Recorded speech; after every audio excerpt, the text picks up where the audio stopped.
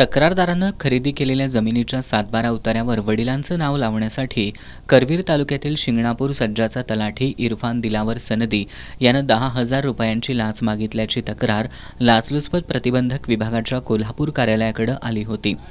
4 मार्च रोजी तक्रारीची पडताळणी करण्यात आली असता इरफान सनदी यानं स्वतःसाठी शिंगणापूर ग्रामपंचायतीचा उपसरपंच दीपक सदाशिव कांबळेमार्फत 10,000 रुपयांची मागणी केली असल्याचं निदर्शनाला आलं। नंतर तडजोडीअंती लाचेची रक्कम 5,000 रुपये करण्यात आली। त्या अनुषंगानं आज शिंगणापूर तलाठी कार्यालयात सापळा रचून कारवाई करण्यात आली। तलाठी इरफान सनदी याच्यासाठी उपसरपंच दीपक कांबळे यांना सांगितल्यानुसार तक्रारदारानं तलाठी कार्यालयाच्या बाजूच्या खोलीतील टेबलाच्या ड्रॉवरमध्ये ठेवायला सांगितली होती। त्यानुसार ड्रॉवरमध्ये लाचेची रक्कम आढळून आली। पंचांसमक्ष ही रक्कम तसंच सनदी आणि कांबळे यांच्याकडील मोबाईल फोन जप्त करण्यात आलेत। रात्री उशिरापर्यंत करवीर पोलीस ठाण्यात गुन्हा दाखल करण्याची प्रक्रिया सुरू होती।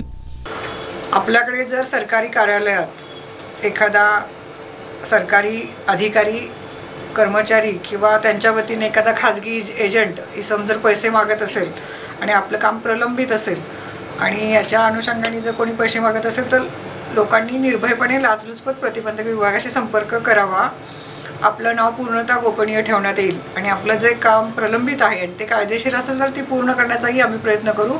संपर्क करण्यासाठी आमच्या लाचलुचपत प्रतिबंधक विभागाची एक हेल्पलाईन आहे 1064 या हेल्पलाईनवर किंवा माझ्या वैयक्तिक मोबाईलवरही आपण संपर्क करू शकता।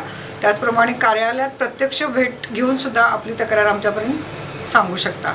तर मी कोल्हापूर जिल्ह्यातील सर्व जनतेला आवाहन करते की आपल्याकडे अशी काही मागणी होत असेल तर लोकांनी निर्भयपणे लाचलुचपत प्रतिबंधक विभागाशी संपर्क करावा। आज शिंगणापूर तालुका करवीर येथे तलाठी आणि या गावचे उपसरपंच यांच्यावर लाच घेताना कारवाई करण्यात आलेली आहे आणि याच्यामध्ये घरझडती दोघांचीही चालू आहे। त्याचप्रमाणे ही जी लाच रक्कम आहे ती उपसरपंचांच्या ताब्यातून आम्ही रिकव्हरी केलेली आहे। लाचलुचपत प्रतिबंधक विभागाच्या पोलीस उपअधीक्षक वैष्णवी पाटील यांच्या मार्गदर्शनाखाली पोलीस निरीक्षक उज्ज्वला भडकमकर, संदीप काशीद, सचिन पाटील, संदीप पवार, कृष्णा पाटील, गजानन कुऱ्हाडे यांनी या कारवाईत सहभाग घेतला।